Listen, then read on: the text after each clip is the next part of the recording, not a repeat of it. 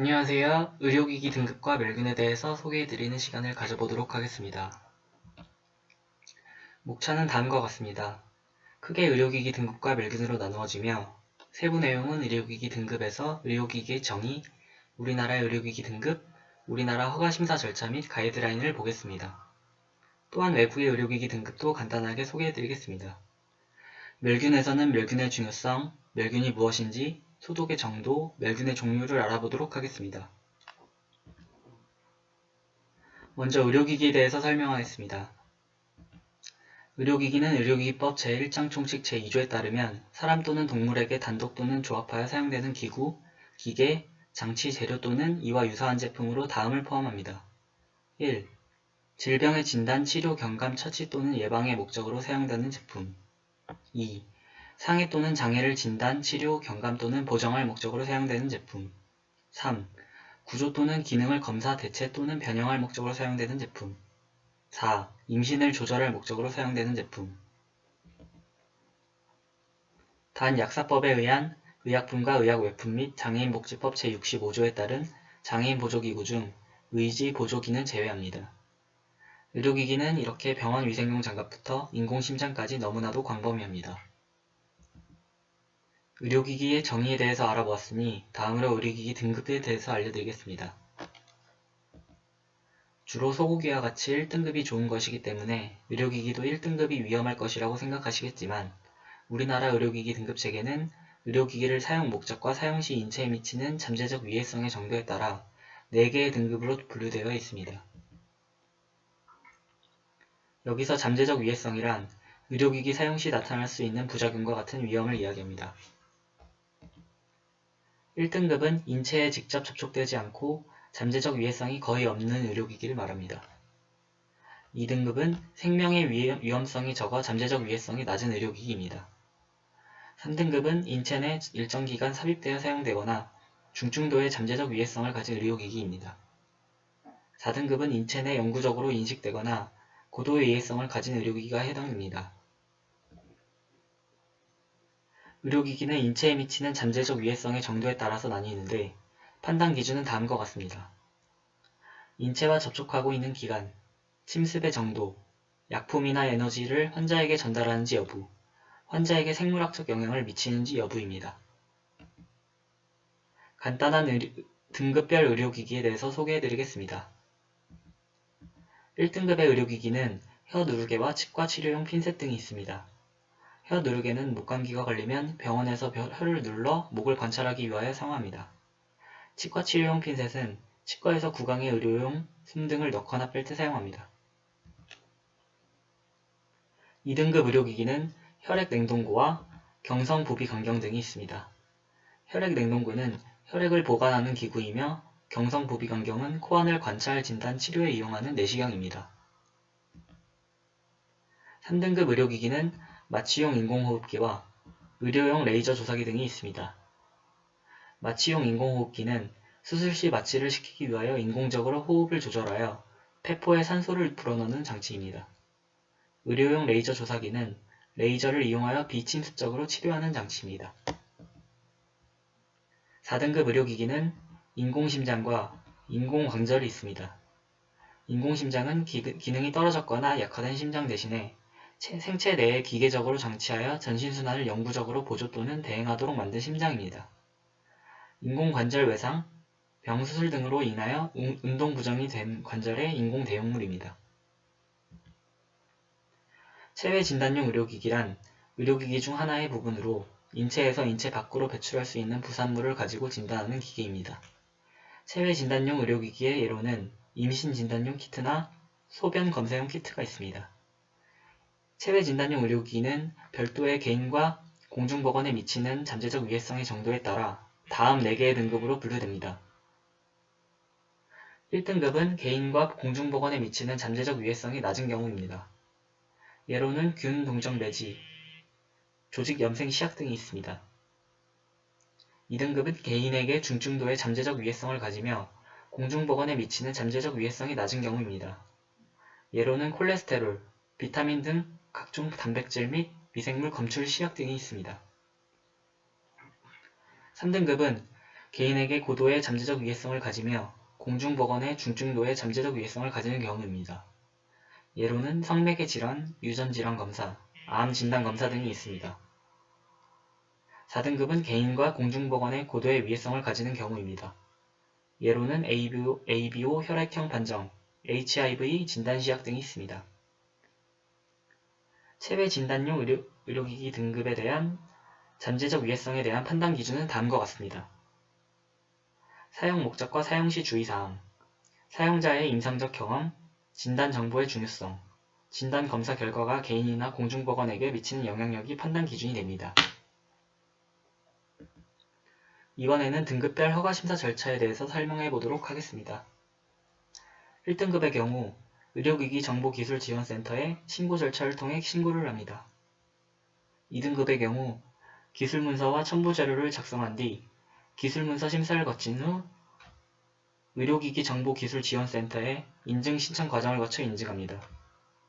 3등급과 4등급의 경우 위험성이 높은 의료기기 때문에 2등급에서 제출해야 했던 기술문서와 첨부자료 이외에 임상시험자료와 국제표준화 기술문서가 필요합니다. 이런 자료를 식약처의 의료기기 심사부에 제출한 뒤 식약처에서 정해놓은 처리기간 후에 의료기기로서의 허가가 유효하다고 판단되면 허가증을 발급합니다. 이번에는 우리나라의 의료기기 등급체계가 아닌 외국의 의료기기 등급체계에 대해서 알려드리겠습니다. 미국의 의료기기 등급체계입니다. 의료기기 등급체계는 1등급에게는 1등급에서 3등급까지 있습니다. 1등급은 인체의 건강과 안전에 심각한 위험을 주지 않는 비교적 단순한 기능의 용구입니다. 의료용 고무장갑, 밴드, 의료용 솜 등이 있습니다. 2등급은 1등급보다 인체의 건강과 안전에 직접적인 영향을 끼칠 수 있는 의료기기들로 일반 통제검사 이외에 추가 조건을 충족시켜야 합니다. 예로는 정형외과용 스테이플, 자동 휠체어 등이 있습니다. 3등급은 1, 2등급의 일반 통제는 반드시 거쳐야 함은 물론 판매 전 승인 절차를 통해 인허가를 받아야 합니다. 이식용 심장밸브, 페이스메이커, 혈관 확장용 풍선 등이 있습니다. 다음으로 유럽의 의료기기 등급체계입니다. 첫 번째 분류 기준은 사용기간이 일시적인지 단기간인지 장기간인지에 따라 분류되고 삽입 용구 여부에 따라 채공 삽입부인지 외과적 삽입인지 이식의 목적으로 사용되는 기기 여부인지에 따라 분류될 수 있습니다. 또한 재사용 여부, 사용 부위에 따라 등급이 분류됩니다. 두 번째 분류 기준은 비삽입 의료기기, 삽입 의료기기, 능동 의료기기, 특별 규칙에 따라 분류됩니다. 유럽의 의료기기 등급체계는 위의 규칙에 따라 1등급, 2A 등급, 2B 등급, 3등급이 있습니다. 의료기기 등급 비교는 다음과 같습니다. 한국의 1등급은 미국의 1등급, 유럽의 1등급과 같으며 한국의 2등급은 미국의 2등급과 유럽의 2A 등급과 같습니다. 미국의 3등급에 포함되는 것은 한국의 3등급, 4등급, 유럽의 2B 등급과 3등급입니다. 다음으로는 의료기기 멸균에 대해서 설명하겠습니다. 멸균을 잘하지 못하여 생긴 의료사고, 국내와 해외 뉴스를 살펴보겠습니다. 서울에 이어 또 전북 순창에서 200여 명이 집단으로 C형 간염에 감염된 사례가 확인됐습니다. 같은 병원에서 승인받지 않은 내시경 소독제를 쓴 게 원인으로 지목되고 있습니다. 남주현 기자입니다. 지난 2013년부터 2015년 사이 전북 순창의 한 의원에 다닌 환자 208명이 C형 간염 항체 양성으로 확인됐습니다. 항체 양성이란 C형 간염에 걸렸다가 나았거나 현재 감염된 상태란 뜻입니다. 질병관리본부는 일단 잘 소독되지 않은 위 내시경 시술로 전파됐을 가능성에 무게를 두고 역학조사를 벌이고 있습니다. 이 의원은 2013년도에 식약처 승인을 받지 않은 내시경 소독제를 사용했다고 질병관리본부는 밝혔습니다. 위 내시경으로 조직 검사를 하기 위해 위 점막을 떼어내면 피가 납니다. 만약 C형 간염 바이러스가 묻어 있다면 이때 감염될 수 있습니다. 집게 모양처럼 되어 있어서 조직을 딱 잡고 그대로 뜯어내는 역할이 보이지는 않지만 피도 묻어 있고. 위 내시경을 제대로 소독하려면 통상 18,000원 정도 들기 때문에 일부 병원은 값싼 소독제의 유혹에 빠질 수 있다고 의료계는 말합니다. 학교 차원에서 홍보를 많이 하기는 하는데 조그마한 병원에서는 소독수가가 없다 보니까 아무래도 그런 것을 다 따라서 할 수가 없을 경우가 있다고. 질병관리본부는 해당 의원의 당시 근무자들을 대상으로 조사하고 있습니다. 해당 의원 측은 환자들이 다른 병원에서 감염된 뒤 치료받기 위해 자신을 찾아왔을 것이라고 주장하고 있다고 질본은 밝혔습니다. SBS 남주현입니다.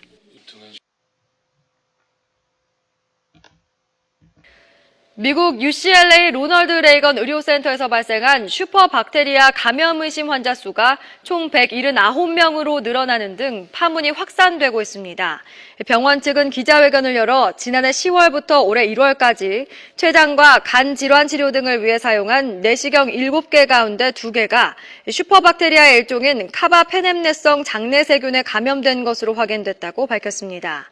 병원 측은 또 이 내시경 장비로 진단과 치료를 받았던 환자 179명 모두에게 박테리아 감염 여부를 확인할 수 있는 의료 키트를 발송했다고 설명했습니다. 이처럼 멸균은 의료기기를 다루는데 너무나도 중요한 과정 중 하나입니다. 멸균과 비슷한 말로는 세척과 소독이 있습니다. 세척이란 대상물로부터 모든 이물질을 제거하는 일입니다. 소독이란 세균의 아포를 제외한 모든 미생물을 제거하는 일입니다. 멸균이란 모든 미생물을 완전하게 제거해서 파괴시키는 일입니다. 다음으로 소독의 수준을 알아보겠습니다. 소독의 수준은 낮은 수준의 소독, 중간 수준의 소독, 높은 수준의 소독이 있습니다. 낮은 수준의 소독에서는 세균, 바이러스, 일부 진균은 죽이지만 내성이 있는 미생물 파괴는 불가능합니다. 중간 수준의 소독에서는 결핵균, 진균을 비활성화시킬 수는 있지만 세균의 아포까지 파괴하는 것은 불가능합니다. 높은 수준의 소독에서는 모든 미생물을 파괴합니다. 이렇게 멸균과 소독의 방법은 위험기구 수준에 따라서 나뉠 수 있습니다. 고위험기구에는 세균의 아포를 포함한 어떠한 미생물도 오염이 되었다면 감염이 될 위험한 것들이 있습니다. 예로는 수술기구, 심도관 등이 있습니다. 준위험기구에는 일반적으로 괜찮지만 점막이나 손상이 있는 환자에게 문제가 됩니다. 예로는 호흡치료기구, 마취기구, 내시경 등이 있습니다. 비위험기구에는 손상이 없는 피부나 점막에 사용하지 않는 기구들이 해당됩니다. 예로는 혈압측정기, 변기, 목발 등이 있습니다. 그렇다면 멸균의 방법에는 어떤 것들이 있을까요? 소독 방법은 크게 두 가지로 물리적 소독 멸균법과 화학적 소독 멸균법으로 나뉩니다. 먼저 물리적 소독 멸균법에는 여과법, 소각법, 자비소독법, 자외선 소독법, 건열법, 고압증기 멸균법이 있습니다. 첫 번째로 여과법이 있습니다. 여과법은 열이나 화학약품을 사용하지 않고 여과기를 이용하여 세균을 제거하는 방법입니다. 가야을 살균을 할 수 없는 의약품, 혈청, 백신 또는 세균 배양기 등에 이용하거나 수술실이나 백혈병 환자를 위한 무균 병실 등 무균 공기를 만들고자 할 때 이용합니다. 두 번째로 소각법이 있습니다.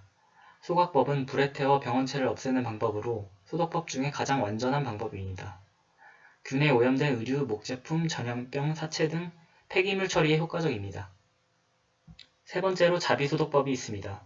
자비소독법은 100도에서 10분에서 20분간 끓이는 것으로 아포 형성균과 간염 바이러스를 제외한 모든 병원균이 파괴됩니다. 네 번째로 자외선 소독 방법이 있습니다. 자외선 소독법은 폴리에틸렌병, 실내 공기와 표면의 미생물을 파괴시킬 목적으로 사용합니다.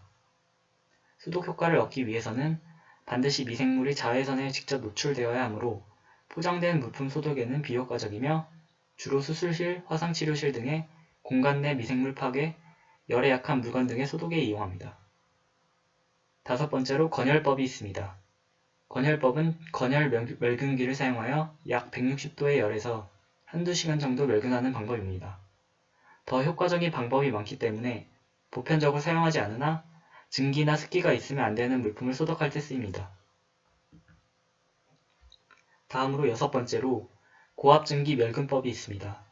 고압증기 멸균법은 포화된 고압 증기의 형태로 수별로 아포를 포함한 모든 미생물을 파괴시키는 물리적인 방법입니다. 수별을 이용하면서 침투력이 강해지고 미생물에 대한 멸균 효과가 크며 관리 방법이 편리하고 독성이 없으며 경제적입니다.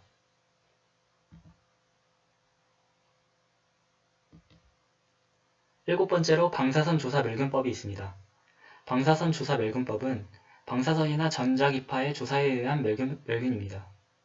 식품의약품 등의 멸균에 이용되며 방사선 멸균 효과를 증대시키는 약재를 방사선 멸균 협력제라고 합니다. 이번에는 화학적 소독 멸균법에 대해 알아보도록 하겠습니다. 화학적 소독 멸균법이란 화학약품이나 가스를 사용하여 미생물을 파괴하거나 성장을 억제하는 방법입니다. 약 6가지가 정도가 있는데 첫 번째로 2호 가스 멸균법이 있습니다. 이것은 고무 제품이나 내시경 등 열에 약하고 습기에 예민한 기구들에게 사용합니다. 아포를 포함한 모든 미생물을 파괴시키나 폭발성이 강하고 공기 중에서 이화성이 매우 높은 성질을 갖고 있습니다. 두 번째로 글루타르 알데히드 멸균법이 있습니다. 이것은 2호 가스 멸균법이 불가능할 때 열에 약한 물건을 멸균하기 위해 쓰입니다. 활성 글루타르 알데히드는 장력이 낮으며 갈라진 틈으로 침투가 잘 되고 쉽게 헹궈집니다.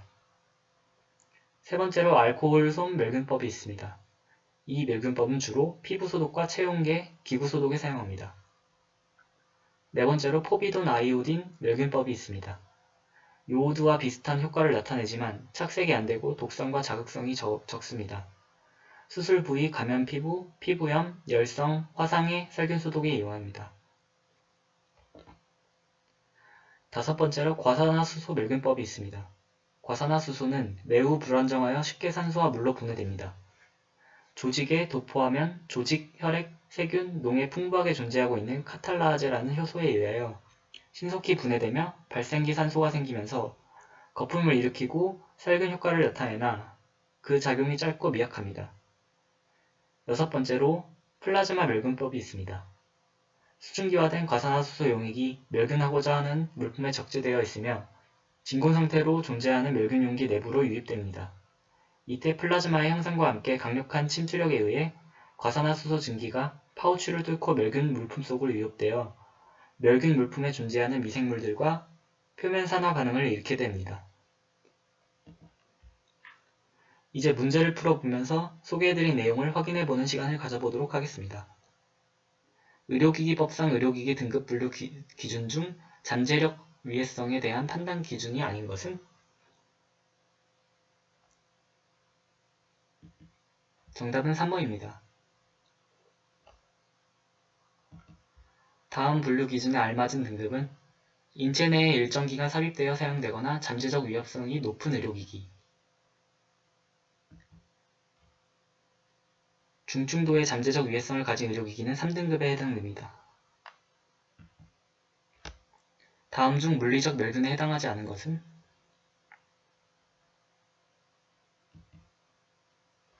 3번 알코올 솜 방법은 화학적 멸균 방법입니다. 멸균은 미생물에 물리화학적 자극을 가하여 완전히 사멸 제거하는 것으로 다음 중 가장 많이 사용하는 멸균 방법은 무엇일까요? 답은 고압 증기 멸균입니다.